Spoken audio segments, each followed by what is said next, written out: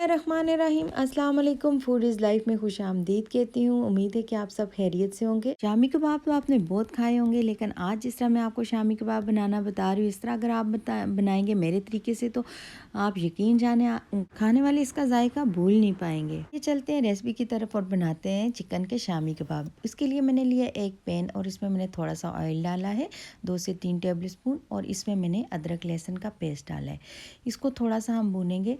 फिर मैंने इसमें 1 टेबल स्पून भर के सफ़ेद ज़ीरा डाला है और खुशक धनिया मैंने 2 टेबल स्पून डाली हैं भर के। इस तरह भूनने से मसालों को बहुत ही ज़बरदस्त सा शामी कबाब में जायका आता है। अगर आप मेरे तरीके से बनाएंगे ना तो आप बार बार इस तरीके को ही फॉलो करेंगे।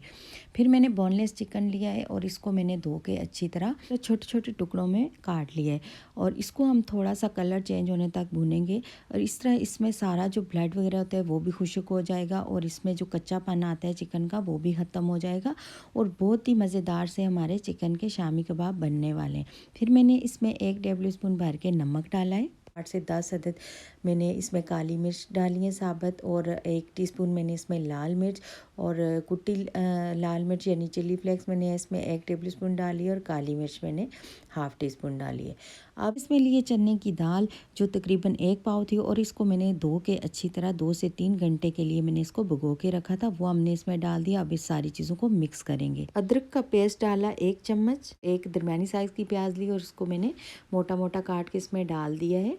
और साथ में मैंने इसमें अच्छा सा फ्लेवर लाने के लिए शामी कबाब मसाला लिए, किसी ब्रांड का आप ले सकते हैं। 3 से 4 चम्मच मैंने भर के इसमें डाला है, ये ऑप्शनल है, अगर आप चाहें तो इसको इस्तेमाल कर सकते हैं। फिर इन सारी चीज़ों को हमने मिक्स कर लिया और इसमें 3 से 4 बड़े गिलास भर के मैं पानी के डालूँगी और इसको हम हल्की आंच पर पकाएंगे तकरीबन आधे घंटे तक।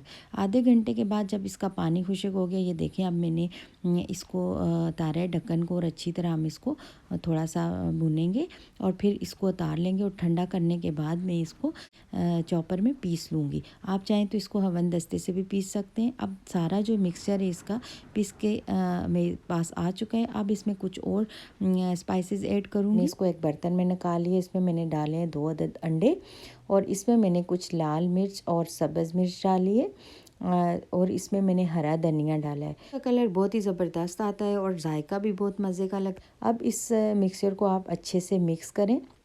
इस तरह आप शामी कबाब बनाएंगे तो बहुत ही मज़ेदार शामी कबाब बनेंगे और खाने वाले तो हाथ नहीं रोक पाएंगे, इतने ज़बरदस्त ये शामी कबाब बनकर रेडी हैं। अगर आप मेरे चैनल पर नए हैं तो इसे सब्सक्राइब ज़रूर किया करें और अगर आपको मेरी कोई वीडियो पसंद आती है तो इसे लाइक और शेयर ज़रूर किया करें और कमेंट्स बॉक्स में मुझे ज़रूर बताया करें कि आपको मेरी रेसिपीज़ कैसी लगी। तो ये देखें मैंने शामी कबाब हाथों की मदद से भी बनाए हैं और शामी कबाब बनाने वाला सांचा ये इजीली मिल जाता है हर जगह से, इसमें भी आप कबाब बना सकते हैं। अब देखें मैंने सारे कबाब बनाकर रेडी कर लिए हैं। पॉइंट पे आप इनको फ्रीज़ भी कर सकते हैं, 1 माह तक आप इनको फ्रीज़ करके रख सकते हैं।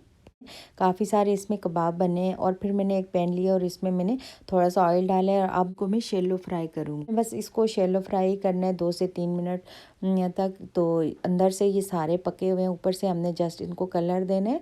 अब देखें मैंने दूसरी साइड से इनको पलट लिया और 2 से 3 मिनट लगे, हमारे कबाब बनकर रेडी हैं। अब इन्हें आप बनाएं, एंजॉय करें, मज़े से खाएं, मेहमानों को खिलाएं और मुझे दुआओं में याद रखें। मिलते हैं नेक्स्ट रेसिपी के साथ, तो मुझे दीजिए इजाज़त। अल्लाह हाफिज़।